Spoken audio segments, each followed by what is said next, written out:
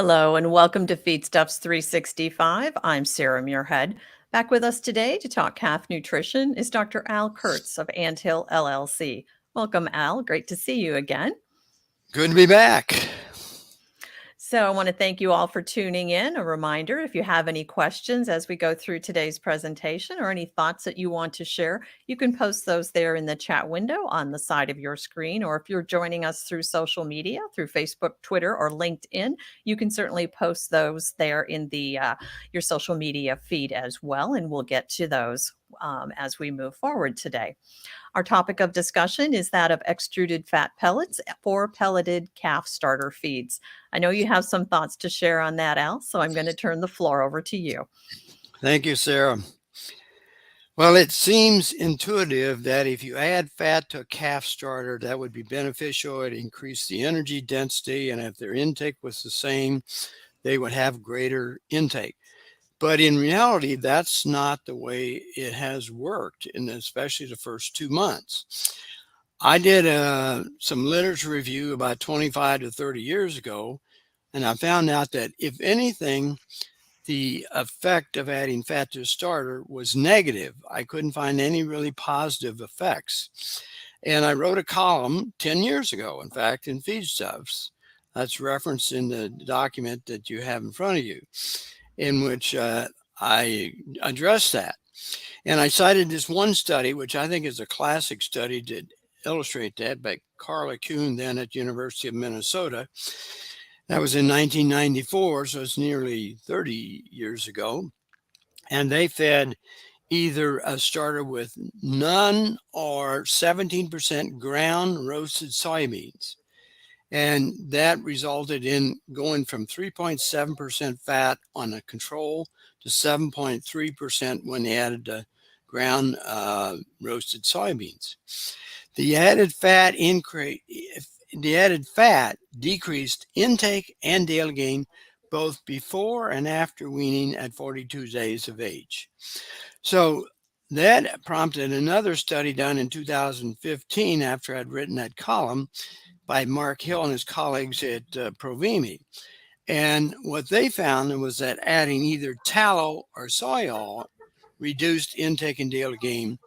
And it was more of a problem when they added soy oil than tallow. Well, soy oil is a unsaturated fatty acids, and we know from studies with cows and sheep for that matter too, some of the old work in Britain, that when you add unsaturated fatty acids to a diet, and if they're a high enough amount, they actually kill the protozoa. And so that is what we think happens in young calves, is that the protozoa is not yet present. Because if you take calf rumen pHs under 2 months of age, it's usually in the range of 5.5 or less. And in cows, we would say that's marginal acidosis. But that's typical for calves. And I had some ideas that it was related to the protozoa. So I had some corresponding with Jeff Ferguson at Ohio State University in 2019. And he said that protozoa consume lactate and store glycogen rather than ferment the glucose when they're present. So if they're absent, you're going to have more rapid fermentation because the starch and the glucose is going to be fermenting because the protozoa aren't taking them out of circulation, at least temporarily. So that's what leads to what we call defaunation, or the loss of protozoa in the population. In 2018, then, there was a study done with a high fat, about a 37% extruded pellet in a different level, a range of levels, mixed with pelleted calf starters and straw. So this is a study was done with some female Holstein calves at one large dairy herd in Spain. They found no differences among the treatments in intake and only a significant difference in daily gain between two of the treatments. Not all of them, just two of them. But there were no negative effects. So why weren't there any negative effects? Well, we'll get back to that in a couple minutes. So now we'll lead to the next study we're going to talk about today, which was done at the Trouw Calf and Beef Research Unit in the Netherlands. They used also an extruded fat pellet.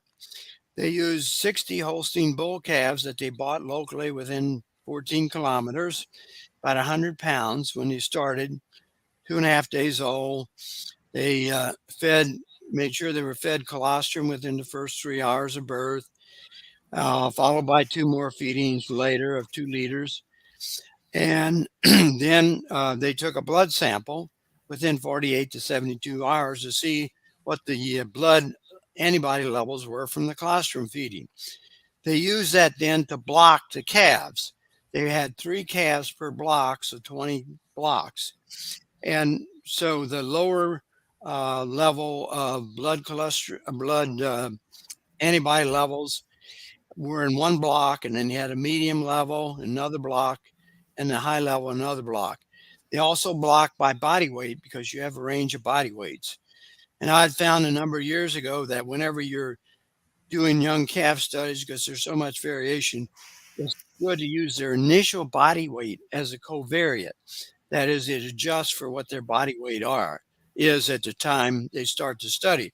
So if you have a mix of male and female calves, the male calves are typically heavier by about 7%. But if you use initial body weight as covariate, you take that out and into consideration. So they had 3 diets then.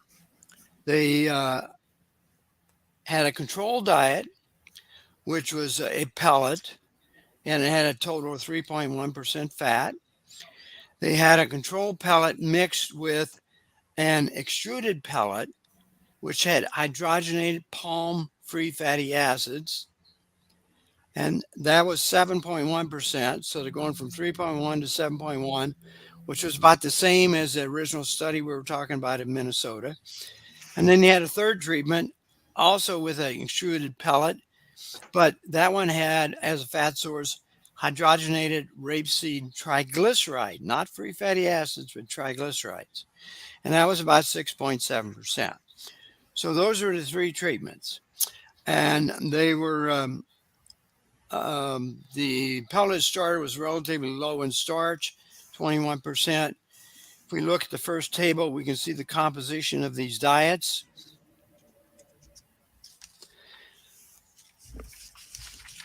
So at the same time, I'll look at my table.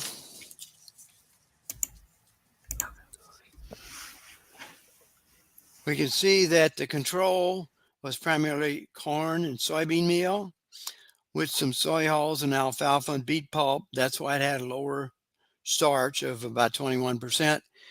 The next diet was the extruded triglycerides.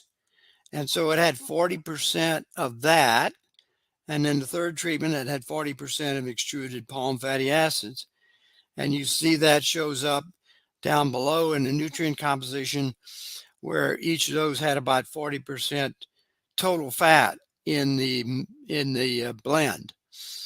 Then when you look at the composition of the fatty acids, you see that they didn't do that for the control, but they had that done for the 2 treatments. And the one that had the third treatment that had the extruded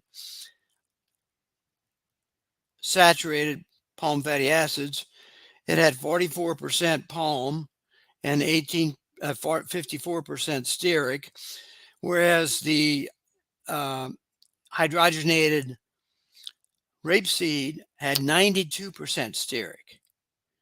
Now look at the melting points. Those are pretty high melting points.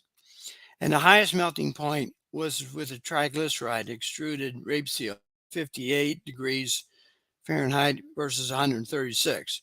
136 is high anyway compared to 100 for body temperature and that sort of thing.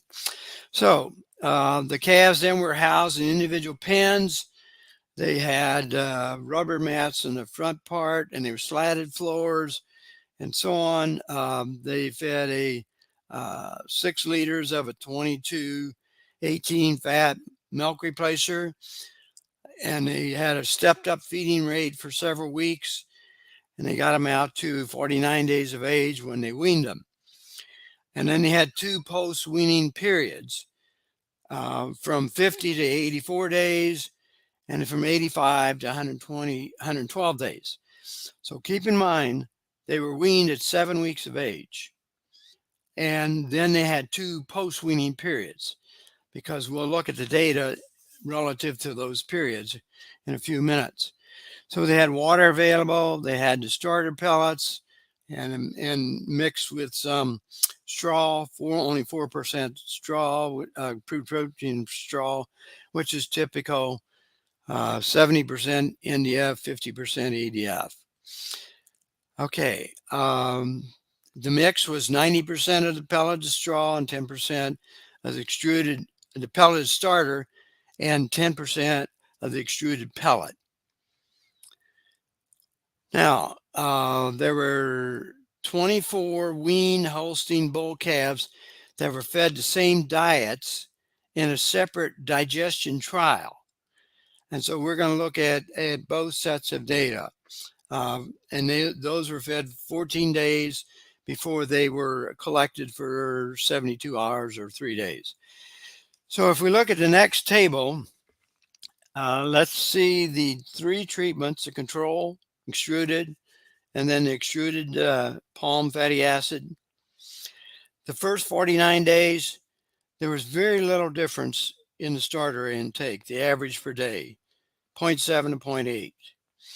After they were weaned, 50 to 84 days, you start seeing a little spread in that the extruded palm fatty acid pellet mix, they had a higher daily gain, 6.33. And then in 85 to 112 days, again, they had the higher intakes of starter. So for the period, it kind of blended out, but it still tended to be a little bit higher on that one. Now let's look at the body weights. Started out about 100 pounds.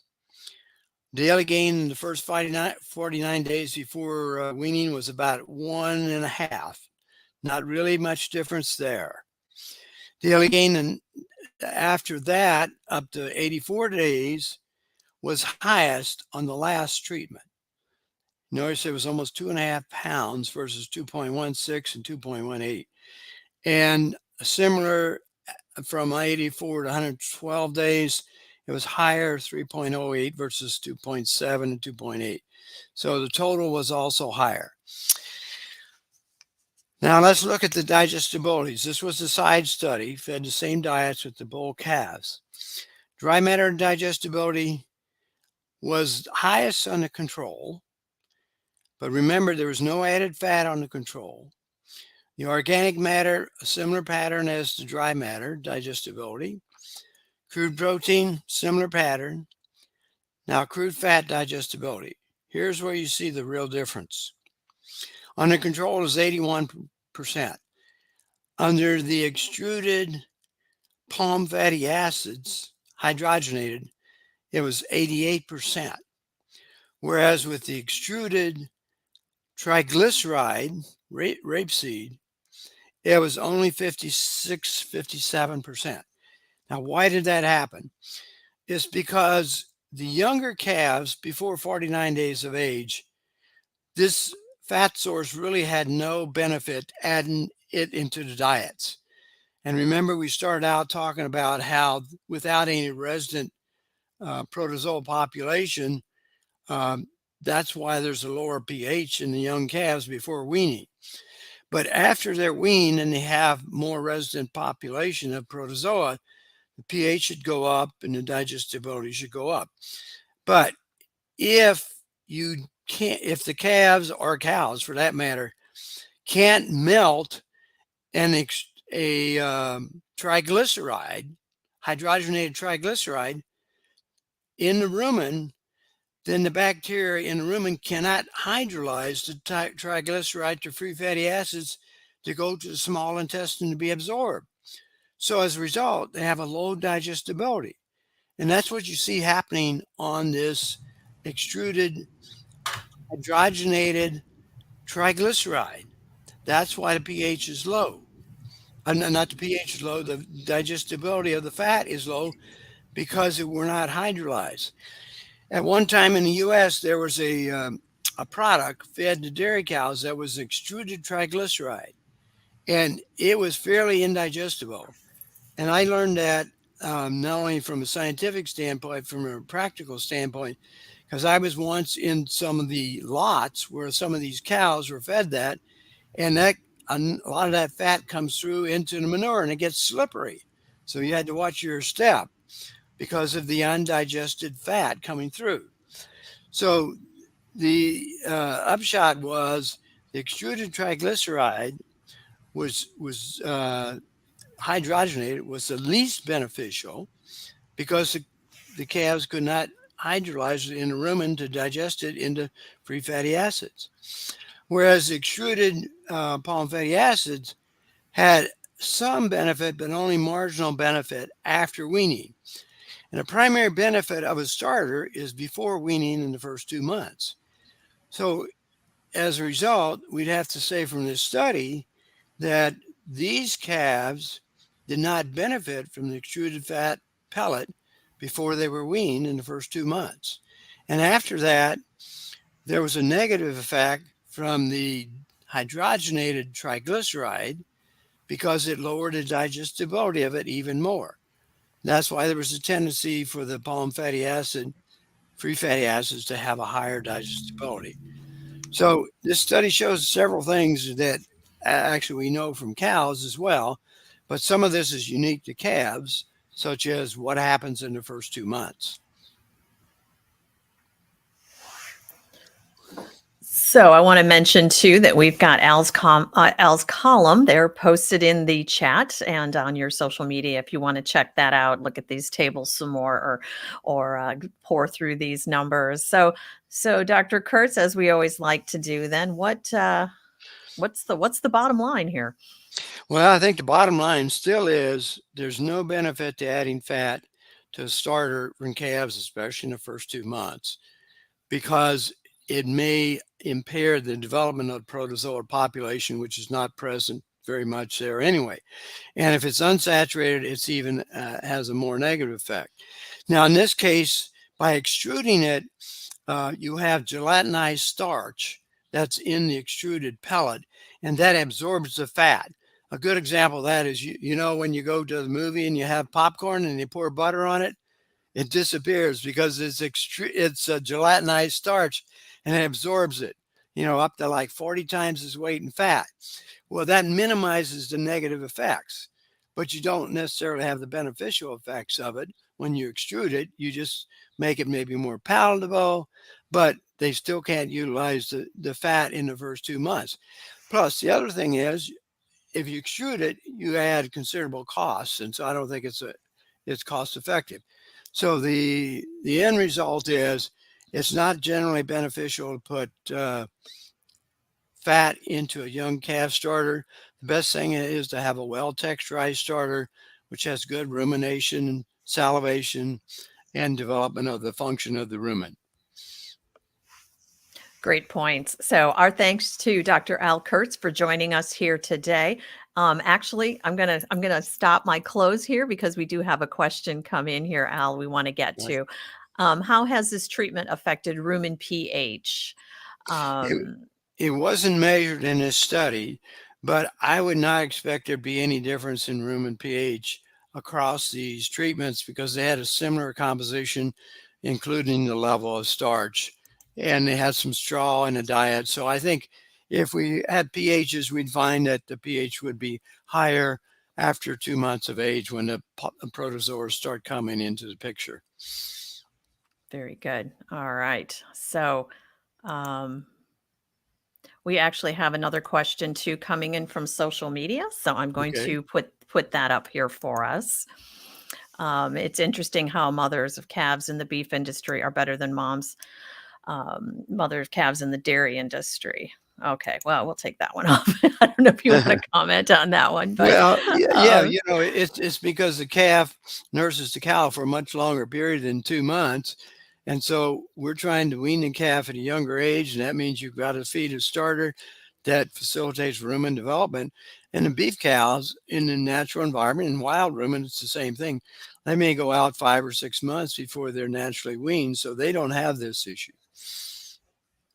Very good. All right. Again, our thanks to you, Dr. Kertz, for joining us here today, for taking time to share this information. To all of you that have joined us, we really appreciate you tuning in and taking time out of your day to be with us.